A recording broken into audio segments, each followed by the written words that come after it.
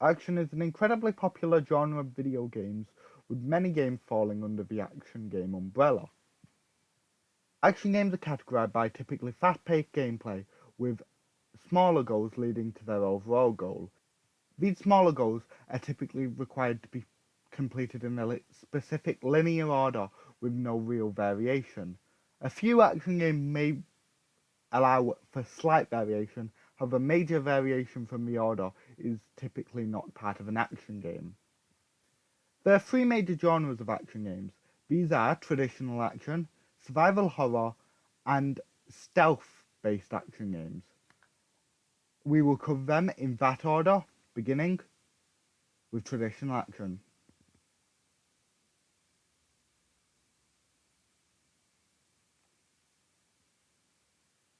Traditional action games are specified as being action games that fit the criteria of being an action game, however do not have much of a flair. They typically will be a cross with another genre, with not many being purely traditional action. An example of a traditional action game is the game Mirror's Edge. Mirror's Edge is a traditional action game that leans into platformer mechanics. It is about free running around a city whilst fighting against an oppressive government. This means that many parts of the game require the player to move rather quickly and require the player to be wary of their surroundings as of to not die. Another example of a similar combination of traditional action and platformer is the game Cluster Truck. The game Cluster Truck has the player jumping between moving vehicles. This constant threat of the vehicle moving too far forward and killing the player is what makes the game an action, with the player having to be quick and constantly rooted into the game, or else risking their character's death. Next, I shall move on to stealth.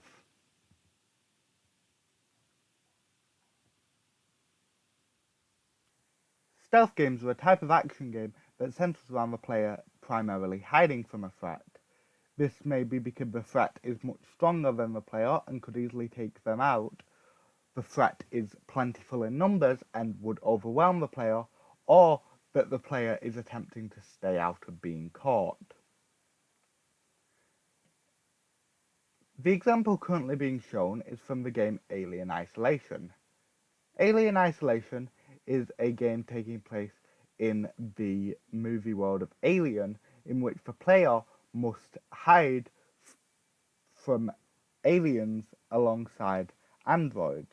Upon getting caught, it isn't an instant failure, however, alien or androids will hunt the player down, meaning the player must run and hide from these creatures.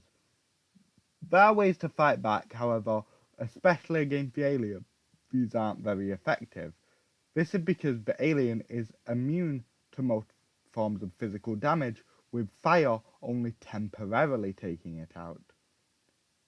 The androids, however, can be defeated, however, they are rather strong. Another example of a stealth game is the Dishonored franchise. The Dishonored trilogy is a game franchise in which you play as a series of assassins. These assassins can take their enemies out lethally or non-lethally. However, upon getting caught, a large amount of enemies will be sent in your direction. For this reason, it will be useful for a player to use their abilities to keep to the shadows. When an enemy becomes aware of you in the Dishonored trilogy, or in many other stealth games, an indicator will appear either in their direction or above their head. This is to tell the player either to get back into stealth cover or to prepare for a fight. Now I will move on to the third of the three types of action games that I will be covering, which is survival horror.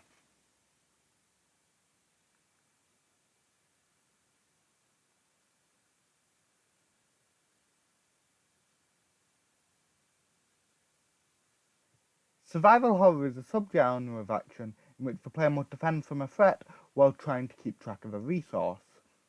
This threat could range from robots to zombies to aliens to creatures, and the resource could range from power to time to ammunition to many other things. The example currently being shown is the second entry in the Five Nights at Freddy's franchise. In this entry to the series, the player must keep track of a music box whilst defending off other animatronics. The player must also keep track of both their flashlight battery, and the player must also keep track of the animatronic Foxy who appears in the centre hall. Meanwhile, other animatronics will attack from the centre hall and vents on either side of the office, and the player must put on a Freddy mask to keep them at bay. However, by putting on this Freddy mask, the player gives up their ability to flash the flashlight and their ability to wind up the music box.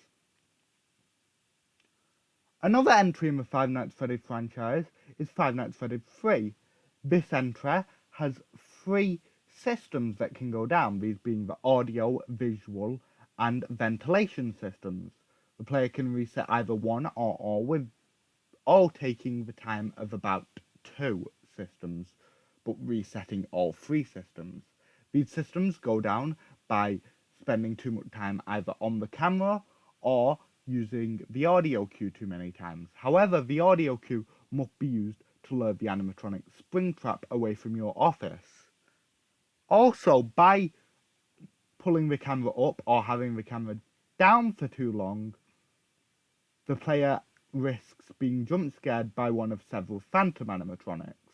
These phantoms will take down the player's systems, causing the player to be temporarily at the will of Springtrap.